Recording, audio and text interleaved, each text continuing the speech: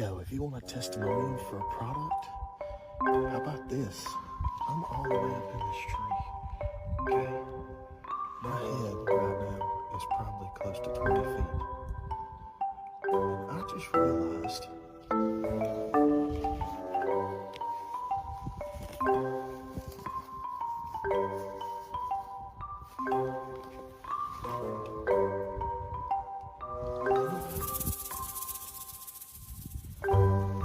I'm not strapped into my saddle. Turns out, you don't even need the straps that go between your legs. I guess they're just for liability. The tethered ultralock, grade A, pretty safe.